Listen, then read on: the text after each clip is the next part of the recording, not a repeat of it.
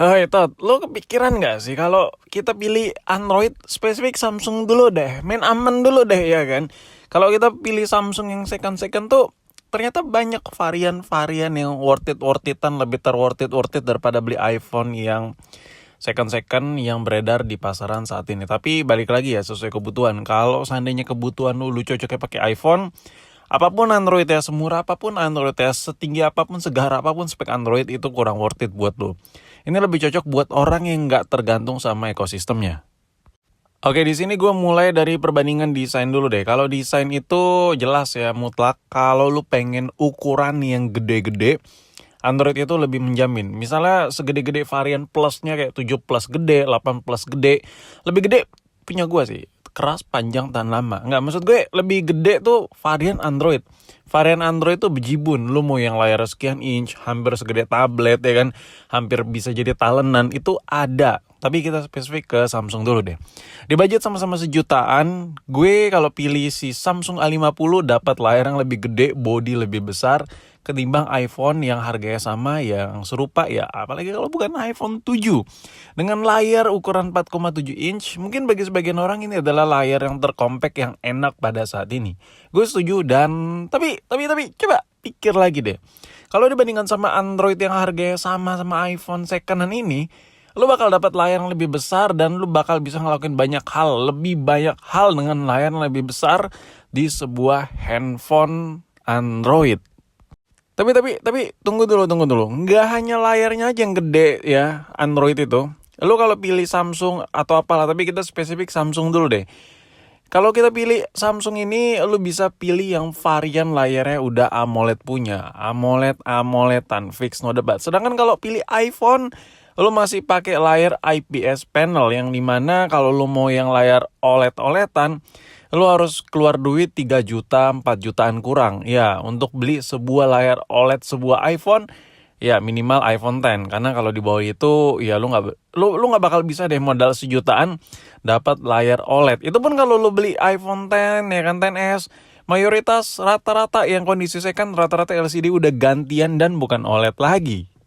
Jadi agak agak repot ya kan. Tapi kalau lu pilih Samsung udah fix, nggak usah cincai-cincai ya. Samsung punya service center lebar di Indo ya kan. Jadi masalah layar udah fix no debat. Risiko kalau lu beli second itu rata-rata lu pasti dapat layar rata-rata ya ori-orian bawaan Samsung. Sebagus-bagusnya Apple, sekencang-kencangnya sebuah handphone, tapi kalau layarnya yang bukan ori-orian agak gimana gitu ya kan. Oke, sekarang kita fokus ke hal lain, yaitu kamera. Dengan modal sejutaan, kalau kita pilih Samsung, banyak varian yang kameranya tuh udah banyak, udah ada 3 baris atas ke bawah ya kan.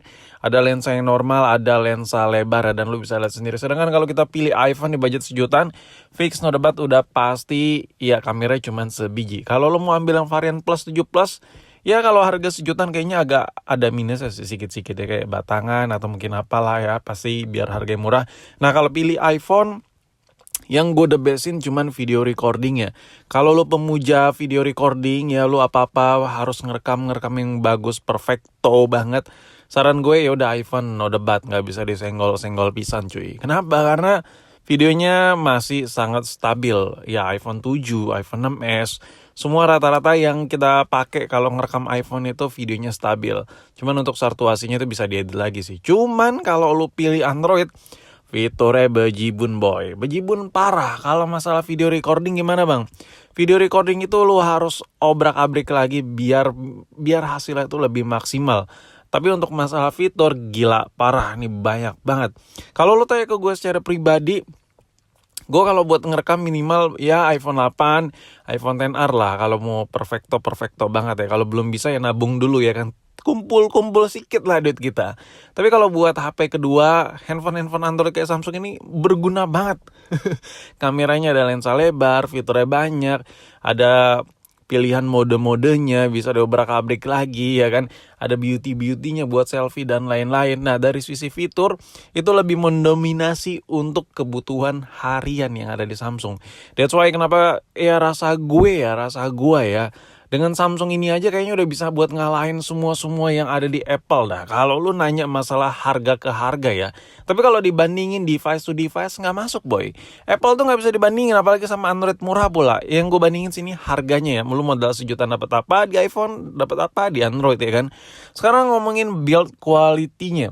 Kalau build quality ya pasti cenderung lu bilang Apple lah, Apple apalagi kok mau pula kok bang ya kan, sandingan pula kok sama Android murah. Jadi gini, kalau lu mau ngerasain ekosistem Apple yang benar-benar Apple, lu mendingan beli iPhone yang baru ya. Kalau lu beli iPhone second, lu harus teliti banget kalau casingnya belum gantian, LCD-nya belum gantian, layarnya belum gantian. Nah, itu baru bisa lu sandingkan build quality-nya sama Android ya, Android apapun yang mau lu bandingkan lah ya.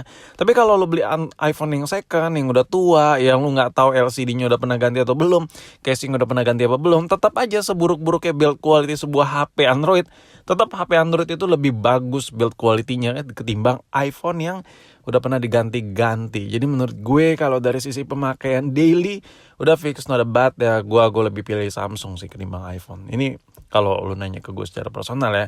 Tapi kalau seandainya dana lu ngepas, duit lu ala kadarnya, tapi gue doain lah semoga rezeki lu makin lancar lah ya kan. Ya ekosistem lu cuma ada di Apple, nggak ada salahnya sih lu pilih Apple. Nah, tapi kalau lu pilih Android ya, pilih Samsung, lu bakal dapat spare part yang lebih terjamin. Ini berdasarkan pengalaman gue, berdasarkan gue obrak-abrik HP lah, ya kan. Nah, singkat cerita kalau kita bongkar iPhone itu misalnya kayak ganti layar, ganti baterai dan lain-lain, nah komponen lain. Itu banyak banget men, spare part iPhone tuh bejibun parah. Cuman mayoritas rata-rata hampir ya, semua spare part yang beredar di Indo itu spare part KW. Tapi kalau lu pilih Samsung itu ya lu mau layar yang ori Samsung tuh gampang banget dicari ya kan. Baterai ori Samsung gampang banget dicari. Jadi kalau ada apa-apa sama HP lu ya kan, itu ngeganti untuk spare part yang orinya tuh ada gitu. Kalau Apple ada cuman pricey kali, susah kali, ketipu kali, tahu-taunya KW, beli ori tahu KW. Itu hal yang terjadi ketika lo pakai iPhone ya kan. Itu bagi gue sebuah minus sih, karena kita nggak ada yang tahu HP kan, kadang rusak, kadang apa. Nah, ini nih baterai. Kalau lo nanya ke gue, sehebat apa iPhone lo fix? Sini gue rontokin.